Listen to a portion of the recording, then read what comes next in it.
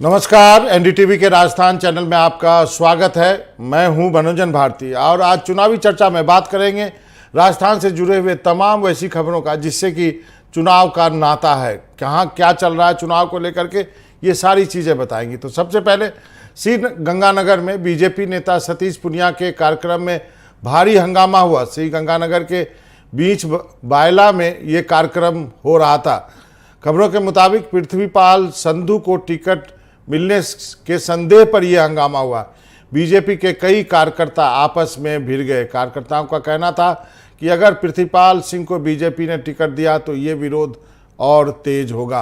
हंगामे के बीच सतीश पूनिया लोगों को समझाने की कोशिश करते दिखे, लेकिन कार्यकर्ताओं ने उनकी एक ना सुनी और हंगामा यूं ही जारी रहा। कुलदीप हमारे सहयोगी जुड़ गए हैं। कुलदीप, बताइए क्या ताजा हालात हैं वो, और क्यों ये झगड़ा हुआ? केवल इस संदेह पे कि टिकट मिल जाएगा किसी को? के अंदर आज डॉक्टर सतीश पूनिया का बीजेपी के पूर्व प्रदेश अध्यक्ष उनका कार्यक्रम था। इस दौरान वहां एक जो कार्यक्रम आयोजित किया जा रहा था, जो बीजेपी के कार्यकर्ता हैं उन्होंने अपना विरोध जताया, क्योंकि पिछले कई दिनों से सोशल मीडिया पर लगातार ये चर्चाएं थी कि जो कांग्रेस के पुराने कार्यकर्ता हैं, जो 2 बार जिलाध्यक्ष रह चुके हैं पृथ्वीपाल संधू, उनको बीजेपी में शामिल किया जाएगा और उन्हें श्री करणपुर विधानसभा से बीजेपी का टिकट दिया जाएगा। ऐसे में जब आज डॉक्टर सतीश पूनिया पहुंचे, कार्यकर्ताओं ने विरोध जता दिया और कहा कि जब कार्यकर्ता उसी विधानसभा से मौजूद हैं तो ऐसे में पृथ्वीपाल संधू को ना तो बीजेपी में शामिल किया जाए और ना ही उन्हें टिकट दी जाए। इस बारे में हमारी डॉक्टर सतीश पूनिया से बात हुई तो उन्होंने ये कहा कि कार्यकर्ताओं ने जो अपनी भावनाएं हैं वो व्यक्त की हैं और उनकी भावनाओं को वे पार्टी के जो आला कमान है उन तक पहुंचाएंगे। जी, तो आपको क्या लगता है ये सब क्यों हो रहा है? बहुत ज्यादा हो गए हैं टिकट मांगने वाले, या फिर अभी आशंका में ही करने लगे हंगामा, टिकट मिल जाएगा तो फिर और भी कुछ हो जाएगा? देखिए, जिस तरह से बीजेपी ने अपनी पहली सूची जारी की है उसके अंदर 41 जो नाम आए हैं उसमें 7 सांसदों को उन्होंने प्राथमिकता दी है। इसको लेके भी कई जगह विरोध चल रहा है। कल जैसे कि जो राज्यसभा सांसद हैं रंजीत रंजन, उन्होंने भी कहा था कि बीजेपी के पास स्थानीय चेहरा नहीं है, ऐसे में वो सांसदों को प्राथमिकता दे रहे हैं, उनको टिकटें दे रहे हैं। और यही यहाँ के जो बीजेपी के कार्यकर्ता हैं उनका कहना है कि जो लोग पिछले कई सालों से बीजेपी के साथ निष्ठा से जुड़े हुए हैं उनको दरकिनार किया जा रहा है, और जो कांग्रेस के 2 बार जिलाध्यक्ष रह चुके हैं जी, उनको बीजेपी में शामिल करके सीधा ही टिकट देने की बात चल रही है। ऐसे में उन्होंने कहा है कि यदि इस तरह की बात आगे बढ़ी तो वो जो अपना विद्रोह है उसको और तेज करेंगे। जी कुलदीप, आपका बहुत बहुत शुक्रिया इस तमाम जानकारी के लिए। उधर केंद्रीय मंत्री गजेंद्र सिंह शेखावत ने सफाई दी है कि बीजेपी जीतने वाली है, इसलिए अधिक लोग जो है वो टिकट चाहते हैं, इसलिए ये सब चीज़ हो रही है। लेकिन ये कोई नई बात नहीं है। पहली लिस्ट जारी होने के साथ राजस्थान बीजेपी में अंदरूनी कलह शुरू हो गया। टिकट काटे जाने से लेकर के बगावती सुर जो है उभरने लगे। आप अपनी टीवी स्क्रीन पे देख सकते हैं, हम कई जगह की तस्वीरें, 6 जगह की तस्वीरें आपको दिखा रहे हैं, किस ढंग से टिकट कटने से नाराज़ हैं, दुखी हैं। और ये सारी तस्वीर जो है वो काफ़ी कुछ बयां करती है कि बीजेपी में आखिर क्या चल रहा है। ये तस्वीर अपने आप में काफ़ी कुछ कहती है। हमारे साथ हमारे सहयोगी नीरज हैं और साथ में हमारे साथ मेहमान भी जुड़ेंगे, उनके पास भी हम चलेंगे। और आपको बता दें कि मिथिलेश जैमिनी जी भी हमारे साथ जुड़ गए हैं, वो भी हैं, और हमारे सहयोगी भी हैं, मुदित हैं अलवर से, बाल वीरेंद्र भी हैं। सबसे पहले नीरज, आपसे, ये तस्वीरें अपने आप में काफी कुछ कहती हैं, इसका क्या मतलब निकाला जाए? आप तो जानते हैं राजस्थान। देखिए, निश्चित तौर पर जो ये घमासान मचा है टिकट वितरण के बाद में, पहली जो सूची जारी करी है उसके बाद में मचा है। सबसे बड़ी बात यह है, वसुंधरा राजे खेमे के जो विधायक थे या पूर्व विधायक थे उनके टिकट काटे गए हैं, और उसका सीधा सीधा खुल करके जो विरोध है अब वो सामने आने लगा है। कहीं ना कहीं इशारा भी इसके पीछे माना जा सकता है, लेकिन सीधा मैसेज देने की कोशिश यही है कि इस तरीके से पुराने नेताओं को दरकिनार नहीं किया जा सकता जो पार्टी के लिए और संगठन के लिए काम कर रहे हैं। जो लिस्ट के अंदर जिस तरीके से नाम निकल करके सामने आए और उसके बाद नए चेहरों को, 41 की सूची में से 29 ऐसे चेहरे हैं जो नए ला दिए गए हैं, 6 ऐसे नेता हैं जो बाहर से ला दिए गए हैं जो कि बीजेपी पार्टी के ही नहीं है।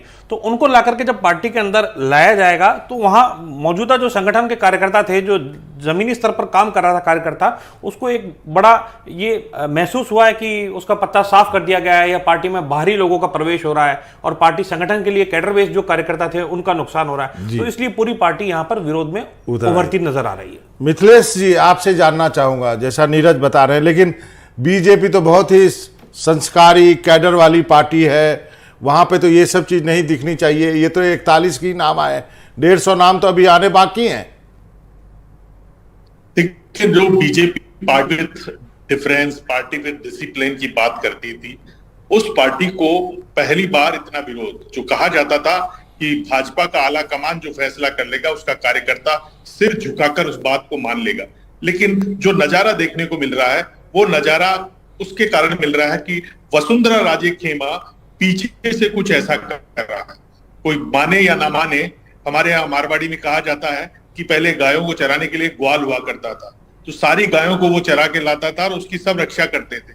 अब राजस्थान बीजेपी में ग्वाल नहीं है, सब बिखरे हुए हैं, कोई संभालने वाला नहीं है, बिना ग्वाल की गायें घूम रही है, कभी इधर मारती है कभी उधर मारती है। तो सबसे पहले जो कांग्रेस अटैक कर रही है कि एक रीजनल फेस नहीं है, वो एक प्रॉब्लम है। दूसरी प्रॉब्लम है कि हमारे एक साइकोलॉजी में एक मेथड है, उस साइकोलॉजी मेथड में कहा जाता है कि जब सास और बहू की जो लड़ाई होती है उसका मूल रीजन ये होता है कि सास का मातृत्व छिनता नजर आता है और बहू का जो मातृत्व है वो बढ़ता हुआ नजर आता है।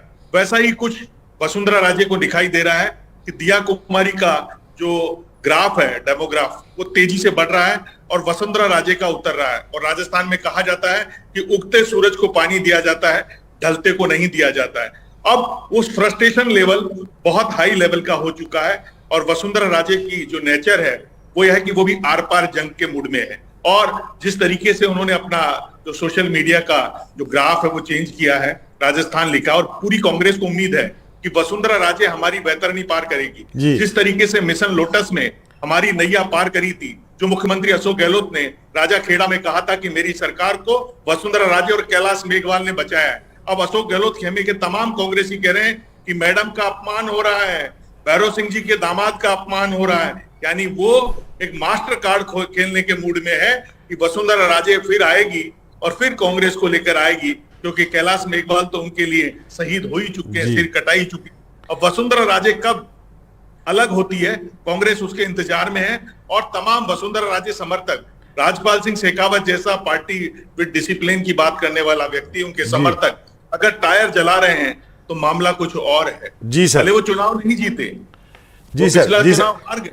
नरपत सिंह राजवी रहने वाले बीकानेर के और विद्याधर नगर में भैरव सिंह जी की वजह से जीतकर, विद्याधर नगर बीजेपी की सीट है, किसी को भी टिकट दे दी चुनाव जीतेगी जी, तो सेफ सीट पर महारानी को पहुंचा दिया। वसुंधरा राजे तो उनको सवाई माधोपुर से टिकट काटा था एमएलए का, और जब समन से टिकट दिया तब उनका विरोध कराया था, उनके राजपूत समाजों से मांग करवाई थी कि सगोत्रीय विवाह किया है, आप विरोध कर रही है बीजेपी में।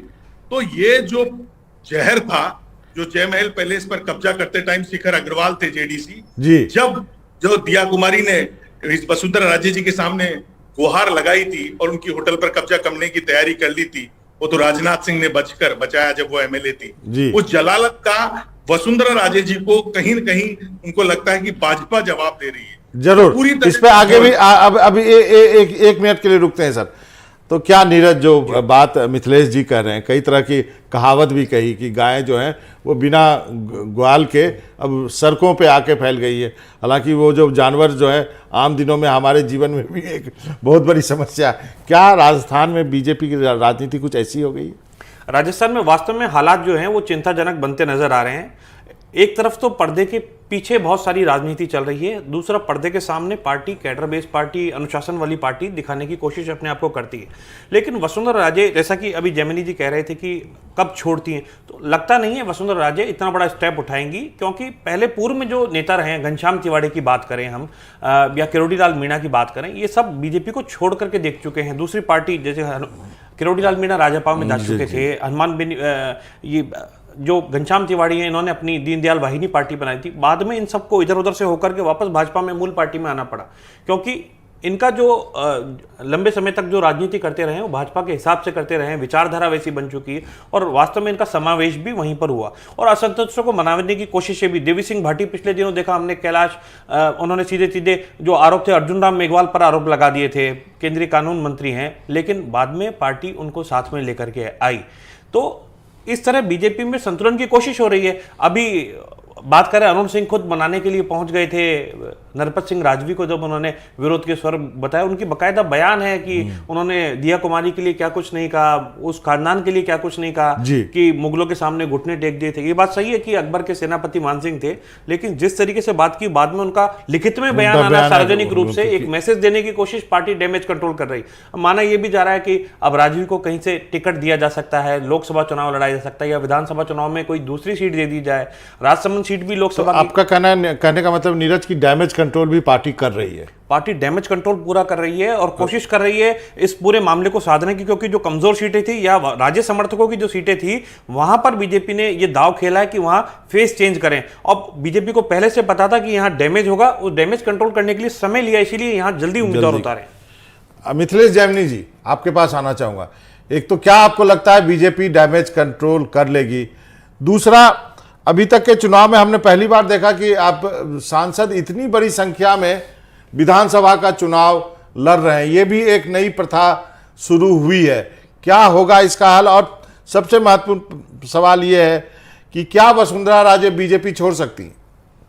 देखिए, जो सबसे अहम बात है कि जो सांसदों को उतारा है उसके पीछे एक जो ओबीसी वाला जो कार्ड चल रहा है कांग्रेस का, उसकी कार्ड ढूंढी है। क्योंकि हम जयपुर की बात कर लें तो जयपुर शहर से भी ब्राह्मण है और जयपुर ग्रामीण से राजपूत है, जबकि जयपुर ग्रामीण सीट ओबीसी की है। वह सबसे ज्यादा जाट, गुर्जर और यादव है। तो इस बात को मद्देनजर रखते हुए उन्होंने राज्यवर्धन सिंह राठौड़ को यहाँ उतारा है। तो दूसरा इंपॉर्टेंट फैक्टर है कि दिया कुमारी कभी सवाई माधोपुर से जीतती है तो कभी राजसमंद से जीतती है। तो वो कहीं कहीं भाजपा चाहती है कि एक यंग लेडी और एक डायनेमिक फेस अगर पॉलिटिक्स में आगे आ जाती है, जिस तरीके से दादिया की मीटिंग का उन्होंने पूरा प्रधानमंत्री की मीटिंग का संचालन किया, तो वो कहीं कहीं जो राज परिवारों का भाजपा से गहरा नाता है उसको बैलेंस करना चाहती है।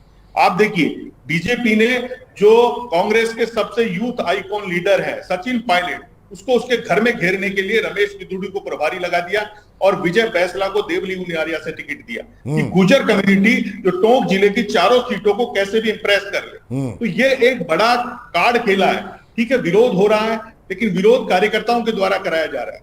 कहीं ऐसा नहीं हो रहा। जहां तक सांचौर की बात है, वहां जरूर देवजी पटेल, क्योंकि 2009, 2014 और 2019 तीनों बार एमपी बने हैं। और जो सबसे इंपॉर्टेंट चीज है कि देवजी पटेल इस बात के लिए राजी हो गए कि दानाराम और जीवाराम दोनों अगर बैठकर तय कर लेते हैं, दोनों एक हो जाते हैं, तो वो हो सकता है एमपी का ही चुनाव फिर लड़ ले और एमएलए का चुनाव दानाराम या जीवाराम में से किसी एक को लड़ा दिया जाए, जिसकी संभावना कल ही प्रबल हो गई थी। लेकिन जहां तक राजपाल सिंह शेखावत है, राजपाल सिंह शेखावत पिछला चुनाव हार गए थे और नरपत सिंह राजवी है, ठीक है, वो उनकी परंपरागत सीट है, लेकिन उनसे जो वहां के लोग कितने खुश हैं नाखुश हैं वो नहीं कहा जा सकता। वो भाजपा के हार्डकोर वोट है। अब आप मान लीजिए इससे और जो जयपुर की और सीटें उन पर इंपैक्ट हो गया है। कालीचरण सराफ की धड़कनें बढ़ गई है, अशोक लाहौटी की धड़कनें बढ़ गई है, जो मोहनलाल गुप्ता है उनकी धड़कनें बढ़ गई है, सुरेंद्र पारिक की धड़कनें बढ़ गई है, अशोक परनामी की धड़कनें बढ़ गई है। और मैडम का ये है कि ऐसा माहौल क्रिएट हो जाए कि भाजपा के शीर्ष नेतृत्व उनके घुटनों के सामने बैठ जाए कि मैडम अब आइए, आपके बिना हमारा काम नहीं। ऐसा तो होगा नहीं ना जैमिनी जी, ऐसा तो होगा नहीं ना कि शीर्ष नेतृत्व बैठ जाए, क्योंकि शीर्ष नेतृत्व ने भी कुछ अंदर से तय किया है। ये बात वसुंधरा जी को भी मालूम है। देखिए, 4.5 साल में न तो राजपाल सिंह शेखावत कभी भाजपा के प्रदर्शन में शामिल हुए, सतीश पूनिया के में न नरपत सिंह राज भी शामिल हुए, तो अब वो टिकट किस हिस्से से मांग रहे हैं। आप देखिए, जब आदमी बुरे दौर में थी पार्टी, जब सड़कों पर लड़ाई लड़ रही थी, तब ये लोग कहां थे? अब कह रहे हैं हमने पार्टी खड़ी करी थी। ये एक बड़ा अहम सवाल है, ये भाजपा का कार्यकर्ता पूछ रहा है। अब आपके हर नेता के पास 100-500 लोग होते हैं जिनको आप कहीं भी ले जाइए प्रदर्शन कर देंगे। लेकिन इंपॉर्टेंट फैक्टर यह है कि जब भाजपा प्रदर्शन कर रही थी, जब सीएम हाउस का सतीश पूनिया घेराव कर रहे थे, तो मैडम 52 विधायकों को लेकर सालासर बालाजी में जाके बैठी हुई थी। ये भूल नहीं सकते। बड़ा प्रदर्शन हुआ, मैडम किसी प्रदर्शन में शामिल नहीं हुए। तो आपको केवल राज चाहिए, क्योंकि मेरा नाम है, वो दौर चला गया राजा महाराजाओं का। ये डेमोक्रेसी है, इसमें जो डायलॉग करेगा, जो पब्लिक से सीधा कनेक्ट रहेगा, वही राज करेगा। लेकिन सर यहाँ पे तो ये भी सवाल है कि एक राज परिवार को छोड़ करके आप दूसरे राज परिवार को ही तो आगे कर रहे हैं। देखिए, वो राज परिवार को आगे कर रहे हैं, वो सही है, लेकिन वो राज परिवार कहीं न कहीं सतीश पूनिया के साथ खड़ा था। जो राजस्थान में जाट राजपूत की वैमनस्यता की बात बरसों पुरानी थी, उसको दिया कुमारी ने दूर किया और सतीश पूनिया के साथ कदम से कदम मिलाकर काम किया। महारानी ने तो सतीश पूनिया को अध्यक्ष ही नहीं माना। तो वो पीड़ा जाटों को नहीं है क्या? जाट उसे भूले थोड़ी हैं। सतीश पूनिया को हटवाने में किसकी अहम भूमिका है, ये भूले नहीं है। चलिए, किरोड़ीलाल मीणा को पिछली बार भाई कह दिया, लेकिन उससे पहले भाई के साथ मैडम ने क्या व्यवहार किया कि उनको मंत्री पद से इस्तीफा देना पड़ा और सीएम हाउस का घेराव करना पड़ा। तो इस झगड़े की परिणति कहां पे होने वाली है? देखिए, परिणति अगर जिस तरीके से जो बीजेपी का हार्ड कोर वोट बैंक है वो बिल्कुल फिक्स है, जो फ्लोटिंग वोट है वो कांग्रेस का है। अगर बीजेपी नरेंद्र मोदी की 1-2 सभाएं और होती है तो ये निश्चित मानिए कि ये जो विरोध से भी बीजेपी को फायदा हो रहा है, क्योंकि तमाम लोग जानते हैं कि जिनका टिकट काटा गया है वो ग्राउंड पर इतने मजबूत नहीं थे। अनीता गुर्जर हारी ना पिछला चुनाव। इसका मतलब बीजेपी के पास सही फीडबैक है। जेमिनी जी, अब आप 1 मिनट के रुकते हैं। नीरज, आप बताएं जी। तो क्या मतलब, क्या माने बीजेपी के पास सही फीडबैक है? क्या इसका कोई असर नहीं होगा? ये जो हंगामे, मैं चाहूंगा कि हमारे दर्शकों को आप अजमेर वाली फुटेज भी दिखाएं, जो केंद्रीय मंत्री के सामने नाराज कार्यकर्ता जो हैं वो प्रदर्शन कर रहे हैं, वो भी दिखाएं। ये देख लीजिए। हाँ, आप नीरज बताएं। देखिए, जिस तरीके से अभी पूरा सियासी ये घटनाक्रम चल रहा है, इसके अंदर निश्चित तौर पर ये देखना चाहिए बीजेपी पार्टी ने फीडबैक लिया है। इसमें बहुत सारा जो फीडबैक है वो सिस्टम काम करता है, सर्वे भी करवाए गए हैं। आरएसएस का एक फीडबैक जो है वो भी बीजेपी के पास में आया है। पार्टी संगठन ने भी एक फीडबैक दिया है। इसके अलावा प्रवास पर जो नेताओं को भेजा गया था उनसे फीडबैक करवाया गया। लेकिन कुल मिलाकर के बात ये सामने निकल करके सामने आई कि भाजपा को आज की तारीख में ऐसे नेता नहीं चाहिए जो पार्टी को आंख दिखा दें, यानी कि आंख दिखाने वाले नेता नहीं चाहिए। ऐसे नेता चाहिए जो अनुशासन में रहें, जो संगठित होकर चलें, कैडर के हिसाब से चले और जो पार्टी नेतृत्व की हाँ में हाँ मिला करके चलें। तो ऐसा माहौल आज बीजेपी बनाने की कोशिश कर रही है। वसुंधरा राजे और उनके खेमे के जो नेता हैं, कहीं ना कहीं पिछले दिनों वो पार्टी आलाकमान को ऐसा लगा कि चुनौती साबित कर सकते हैं या फिर जब चाहे जब आंख दिखा सकते हैं। जैसे कि अगर बात करें, शोभा रानी कुशवाहा ने कांग्रेस को राज्यसभा चुनाव के अंदर क्रॉस वोट करके बीजेपी से वहां वोट दे दिया था, तो उनको तुरंत बाहर का रास्ता दिखा दिया गया। तो आज जो अनुशासनहीनता है इसको बीजेपी में बर्दाश्त नहीं किया जा रहा। इसी तरीके से जब सियासी बगावत का दौर चल रहा था, सचिन पायलट अपने खेमे के साथ मानेसर जाके बैठे थे। राजस्थान में बीजेपी ने एक बड़ा ऑपरेशन कमल के लिए एक अभियान चलाया था। उस दौरान अशोक गहलोत ने खुद ने ये बात कही थी कि 3 हेलीकॉप्टर आए थे और बकायदा भाजपा के विधायकों को लेने आए थे कि आप लोग संगठित रहो, एकजुट हो, लेकिन वो हेलीकॉप्टर खाली लौटाने पड़े थे। तो ये जब परिस्थितियां बन गई और आला कमान तक सारा एक एक चीज का फीडबैक गया कि ऐसा क्यों हुआ, किस कारण से हुआ, यानी कि बीच में सरकार गिराने के मूड में एक खेमा भाजपा के अंदर नहीं था।